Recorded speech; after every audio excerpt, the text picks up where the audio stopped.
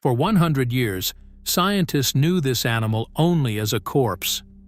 Not a single living colossal squid had ever been seen, not by a diver, not by a submarine, not by any human eye in the history of the world. They studied it the way you might study a ghost, by the marks it left behind. Shredded arms pulled from the bellies of dead whales, half-dissolved bodies hauled up tangled in fishing line, things that had already begun to rot before anyone could fix them in formaldehyde. They named it. They measured it. They built an entire idea of what it was, its size, its behavior, the way it moved through the black water at the bottom of the world, all from pieces, all from the dead. And then, in March of 2025, exactly 100 years after a biologist in London first gave it a name, a camera nearly 2,000 feet beneath the surface of the Southern Ocean did something that every expert had said was effectively impossible. It found one alive, and when it appeared in the frame, suspended there in the cold with its arms spread wide, it broke nearly everything they thought they knew, including how big this thing can actually get. To understand why that single piece of footage matters so much, you have to understand the strange, lonely century that came before it. You have to understand that for the entire modern history of marine biology, one of the largest predators on the planet was known almost entirely through its remains. The water it lives in is not gentle water. It surrounds Antarctica, the Southern Ocean, a band of dark, churning sea that wraps the bottom of the planet in a ring of cold. There is no warm current to soften it. The surface temperature hovers barely above freezing, and below that, in the layers where this animal makes its home, the cold is absolute and the pressure is crushing. Sunlight does not reach there. At 600 meters down, the world is a kind of permanent midnight, broken only by the cold sparks of bioluminescence, living things that make their own light because there is no other light to be had. It is one of the least visited environments on Earth. More people have stood on the summit of Everest than have descended into these waters. To a satellite passing overhead, the Southern Ocean is just a gray expanse, featureless, empty. But it is not empty. It is one of the most productive hunting grounds on the planet, and something enormous moves through it, mostly unseen, eating and being eaten in the dark. They call it the colossal squid. The scientific name is Mesonychoteuthis hamiltoni, and that name carries a small clue about how strange this creature is. The first half of it, Mesonychoteuthis, means roughly middle hook squid. Hooks, not suckers. Most squid you can picture in your mind grip their prey with rings of suction cups, soft circles lined with hardened teeth. This animal does it differently. On the ends of its 2 long hunting tentacles, and along its 8 shorter arms, it carries hooks, sharp, rotating hooks that swivel on a base, designed to sink into flesh and hold it there, while the rest of the body reels it in. There is almost nothing else in the squid world built quite like it. And the people who first described it had no idea what they were even looking at, because all they had to work with were 2 severed arms. Go back to 1925. A biologist named Guy Coburn Robson, working in London, was handed a specimen unlike anything in the existing record. It had come from the far south, from a whaling station out in the South Shetland Islands, the cluster of frozen specks off the tip of the Antarctic Peninsula. The whaling crews there processed sperm whales by the hundreds, and inside the stomach of one of those whales, mixed in with the half-digested remains of its last meals, were these 2 arms. Hooked, strange, belonging to no creature anyone could name. Robson studied them, recognized that he was looking at something genuinely new to science, and published the formal description. He gave the species its name, And in doing so, he opened a file that would not be closed for 100 years, because he was working from fragments, and fragments are all anyone would have for the next century. Think about what that actually means. Think about trying to understand a living animal, how it moves, how fast it swims, how it hunts, what it looks like when it is alive and breathing and aware, from 2 arms found in the gut of the thing that killed it. Robson could measure the hooks. He could describe the structure of the tissue. He could compare it to other cephalopods and conclude correctly that this was something distinct, something heavier and stranger than the squid science already knew about. But everything beyond that was inference, educated guesswork, scaled up from a piece. And that is essentially how it stayed. Because for the next 100 years, every single colossal squid that ever reached human hands arrived the same way Robson's did. Dead. They came up in the bycatch of long-line fishing boats, hunting toothfish in deep Antarctic water. Great pale bodies hauled to the surface already dying, already damaged by the gear that snagged them. A few washed ashore as carcasses, bloated and disintegrating on remote beaches. And many came the oldest way of all, the way Robson's first specimen did, cut from the stomachs of sperm whales, the only predator large enough to make a regular meal of them. Some were photographed in their final moments, draped across the steel decks of fishing vessels in the gray southern light, dying in the open air, killed by the very act of being pulled out of the only world they had ever known. The bringing up was the killing. There was no other way to get one. And so the science of the colossal squid became, by necessity, a science of corpses, 100 years of careful study performed almost entirely on the dead. It is a strange thing to know an animal only after it has died. You learn its anatomy and lose its life. You can lay it on a table and count its hooks and weigh its mantle. But you will never see it swim. You will never see it hunt. You will never know how it holds its body when it is hanging weightless in the dark, waiting. And for 1 full century, that is exactly where the science stood, with the creature catalogued and named, and yet, in every way that matters, completely unseen. A ghost with a name and a measured weight, but no living face. That was the situation, unchanged, right up until a research vessel pointed its cameras into the deep water near some of the most remote islands on the planet, and the ghost decided to appear. To understand why that appearance mattered so much, you have to understand just how much the corpse-based science was working against itself. The specimens that reached the surface were never whole, never honest. A colossal squid lives under crushing pressure, in water so cold it would stop a human heart in minutes, at depths where the weight of the ocean presses in from every direction. That pressure is part of what holds the animal together, part of the shape it keeps in life. Drag it up through 600, 700, 1,000 meters of water in a few brutal minutes, and the body changes on the way.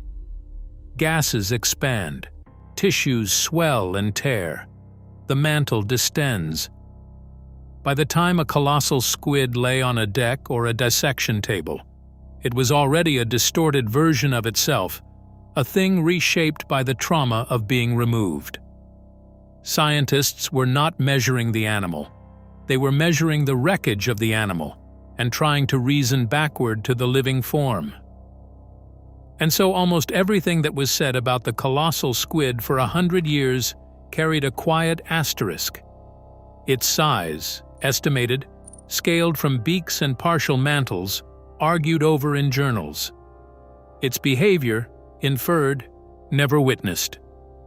The prevailing picture that emerged from all that careful inference was of a slow, heavy creature, a sit-and-wait predator, something that hung motionless in the blackness, conserving energy and water too cold and too food-poor to allow much else, and simply waited for prey to drift close enough to seize. A sluggish ambush hunter. An enormous, patient trap. That was the consensus, and it was a reasonable thing to conclude from the evidence available, which is to say, from the dead. Because a dead animal cannot show you how it moves. It cannot show you anything but stillness. And from stillness, the scientists had reconstructed a life of stillness. Hold that picture in your mind, the slow, heavy ambush predator, because in March of 2025, in one of the loneliest stretches of ocean on Earth, it was about to be quietly and completely overturned. The vessel was the Falkor, the research ship operated by an ocean institute dedicated to deep-sea exploration. It was working in the Southern Ocean, down near the South Sandwich Islands, a scatter of volcanic specks flung far out into the cold Atlantic reaches of the Antarctic, some of the most remote and least visited water anywhere on the planet. No coastlines nearby, no shipping lanes, just gray swells running to a gray horizon, ice in the wind, and beneath the hull, thousands of meters of black water that no human eye had ever looked into. This was not a hunt for the colossal squid. Let that sink in, because it matters. Nobody on that ship woke up that morning intending to make history. The expedition was conducting routine biological survey work, descending into the deep to film whatever happened to be there, to catalog the ordinary inhabitants of an extraordinary place. They lowered their remotely operated vehicle, a submersible robot rigged with high-definition cameras and bright lights, and they sent it down on what was, by every reasonable expectation, just another dive. The colossal squid was not on the agenda. It could not have been on the agenda. Every estimate anyone had ever made put the odds of encountering one alive at effectively zero. 100 years of looking, accidentally, while doing other things, because nobody had ever managed to look on purpose, had produced not one living sighting. The animal was a needle in an ocean. The probability of the robot's lights happening to fall on a living colossal squid in the brief window of a single dive was, for all practical purposes, negligible. And then the robot descended through about 600 meters of water, its lights cutting a small bright cone into the eternal dark, and something drifted into the frame. It was small. That was the first thing. Not a monster filling the screen, not the 700-kilogram Leviathan of the estimates, but a slight, slender thing, perhaps 30 centimeters in the mantle, a juvenile, a young one, barely begun. And it was hanging there in the beam of the lights, with its arms extended outward, suspended in the water in a posture of perfect, deliberate stillness. Not the stillness of death, the stillness of something alive and aware, holding itself in the water exactly as it chose to. A posture no scientist had ever seen, because no scientist had ever seen this animal hold any posture at all. But it was the next thing that stopped the people watching cold. Because every colossal squid anyone had ever examined, every preserved adult, every specimen pulled from a whale or a net, was darkly pigmented, a heavy reddish-brown, the color of old blood. That was simply what the colossal squid looked like. That was its color. And the thing hanging in the lights was not that color at all. It was almost clear, glass-like, nearly transparent, so that the lights seemed to pass into it and through it, and the faint internal architecture of the animal showed through the skin, the suggestion of organs, of structure, of the living machinery underneath. Transparency was a known trick in the deep sea. There is an entire family called the glass squids that uses it to vanish in open water. But no one had ever seen it in living colossal squid tissue, because no one had ever seen living colossal squid tissue at all. The dead ones gave up their color and kept their secrets. This one, alive, was giving up everything. For a few seconds, the people on the falcor simply watched their screens, watched this pale, almost invisible young animal hold its arms out in the cone of light 600 meters down in the loneliest ocean on Earth, and then it began to move. And the movement was the second secret, the one no corpse could ever have surrendered. Because for a century, everything anyone believed about how this animal moved had been a guess. You cannot ask a dead thing to swim. You can measure the fins on a degraded carcass. You can study the shape of the mantle and the architecture of the funnel. And from those frozen parts you can build a model, a hypothesis, a story about how the living animal must have carried itself through the water.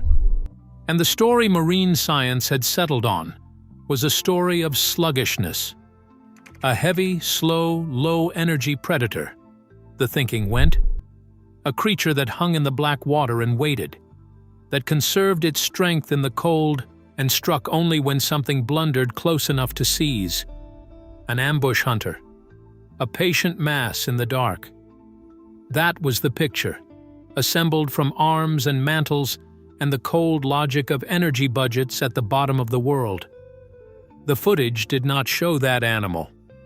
When the juvenile began to move, it moved with a precision and a control that the model had not predicted.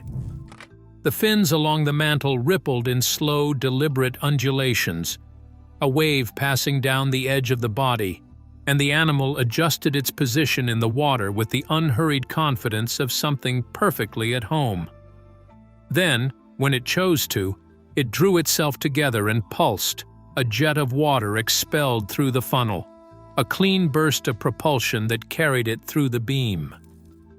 And all the while the arms moved too, not limp and trailing as they hang on a dead specimen on a steel deck, but coordinated, adjusting, alive with intention. This was not a sluggish mass waiting in the dark. This was a maneuverable, responsive, governed animal, a young hunter already in full command of a body built for the deep. The people watching were seeing locomotion that had only ever existed before as an equation. And the equation had been wrong, or at least incomplete, in the way that all guesses about the living are incomplete until the living shows itself. And then there was the third thing, the thing that, more than the color, more than the movement, reached straight back into the myth and touched it. The hooks. Understand what the hooks mean to this animal.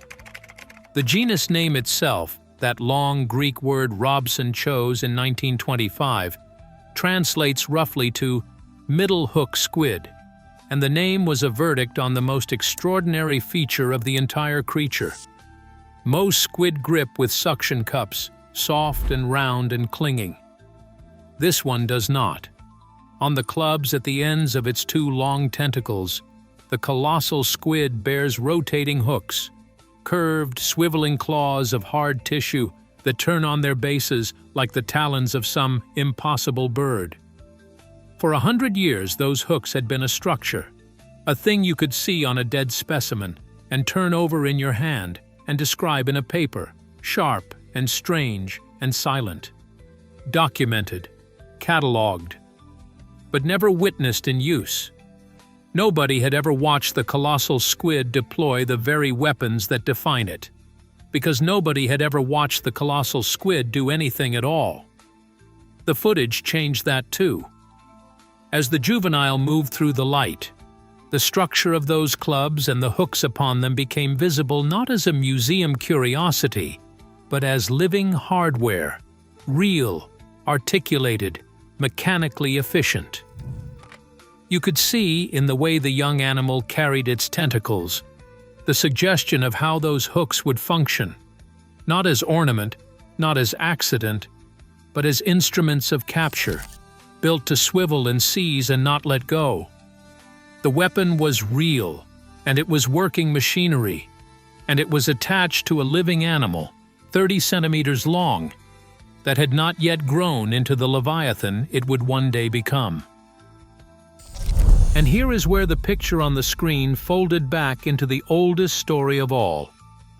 Because there is another animal in this story, one that does not appear in the footage, but is written all over it. The sperm whale. Sperm whales hunt these squid. They dive deeper than any other air-breathing predator on Earth, plunging into the crushing black to find them, and they come back up to the sunlight carrying the evidence. On the skin around the heads of old sperm whales, scientists have long documented strange marks, rings, circles, pale scars arranged in curving rows. For years, those scars were a kind of fossil testimony, a record written on the body of one combatant of a war whose other participant had never been seen alive. The circular wounds match the shape of squid hooks. They are the closing arguments of battles fought in absolute darkness, at pressures that would collapse a human chest, between a 50-ton mammal and a squid wielding rotating claws. Battles no human being has ever witnessed, and likely never will. For a century, science had only ever seen one side of that war, and it had seen it secondhand, etched into whale skin like graffiti left by a ghost. Now, drifting in the lights at 600 meters, was the ghost itself, or its child, the animal that makes those scars. The footage offered for the first time a glimpse of the thing on the inflicting end of that ancient violence, the small, pale beginning of a creature that would one day be large enough and armed enough to leave its mark on the largest predatory teeth on the planet. And that is the part that is so easy to lose, watching a 30-centimeter transparent juvenile hang quietly in a robot's beam. This delicate, glass-like thing is not delicate at all in the long view. It is the early form of the heaviest invertebrate the planet has ever produced. It is a participant in an arms race older than human memory, a contest in which one side evolved to dive into the abyss, and the other side evolved everything it needed to survive being hunted there. The hooks are one of those things. The transparency is another, a way of disappearing in water where there is nothing to hide behind. And the eyes are the third, and the strangest, and we will come to them. Because the eyes of this animal are perhaps the single most astonishing organ in the entire ocean. And what they are actually for turns the whole picture of the colossal squid on its head. But first, the people on the Falkor had to be sure of what they were looking at. Because a claim like this, the first living colossal squid, exactly 100 years after a man in London named it from 2 severed arms, is not a claim you make lightly. A young, pale, nearly transparent animal looks like a great many things in the deep sea. Before anyone could say the words out loud, before the footage could become history, it had to pass in front of the one person on Earth best equipped to say whether it was real. That person was Dr. Kat Bolstad of the Auckland University of Technology, a cephalopod biologist who has spent her career with the very animals most people only know from monster films. When the footage reached her, she did not equivocate. She examined the proportions of the mantle, the arrangement of the arms, and above all the hooks on the tentacular clubs, those rotating claws that are the species' signature, the feature that gave the genus its name. And she confirmed it. The animal in the lights was Mesonychoteuthis hamiltoni. Not a glass squid, not a juvenile of some commoner species, not a hopeful misidentification. The colossal squid, alive, on camera, for the first time in the history of the science that named it. Think about the arithmetic of that. The species was described in 1925. It was filmed alive in 2025. 100 years, almost to the season, separated the naming from the seeing. That is the longest such gap for any large marine animal in modern zoology, longer than anything comparable. Consider the giant squid for contrast, the colossal squid's longer, lighter cousin. The giant squid was first filmed alive in 2004 and brought to clear video by the early 2010s, and that already felt like a century overdue. The colossal squid took twice as long to step into the light, and the reason is geography as much as biology. Its home is the Southern Ocean, colder, deeper, stormier, and far less visited than the waters where the giant squid lives. There are simply not many ships down there, and there are almost none with a robot capable of descending 600 meters and holding steady long enough to film a creature that did not want to be found. Now hold the size of that filmed juvenile in your mind. A mantle of roughly 30 centimeters, smaller than a house cat, stretched thin and made of glass. And then set beside it the largest colossal squid ever recovered, a female pulled from the Ross Sea in 2007, weighing 495 kilograms, now preserved and on display at Te Papa in New Zealand, nearly half a metric ton. That animal was once the size of the juvenile on the Falcor's screen. And here is the unsettling part. Scaling the growth from a 30-centimeter juvenile suggests that even the Te Papa specimen, already the heaviest invertebrate ever weighed by human hands, may not be anywhere near the upper limit of what this animal can become. If the scaling holds, adults may approach or exceed a full metric ton, a creature heavier than anything the prior estimates allowed. And then there are the eyes. The colossal squid has the largest eyes of any animal known to have existed. Not the largest among living things, but the largest, period. Larger than the giant squids. Larger than any whales. Larger than the great ichthyosaurs that ruled the ancient seas. They can exceed 27 centimeters across, the size of a dinner plate, a soccer ball, a human head. For a long time it was assumed those eyes existed to hunt, that an enormous eye meant an enormous appetite for spotting prey. But a study found something stranger. The eyes are not optimized for finding food. They are optimized for detecting a single specific threat.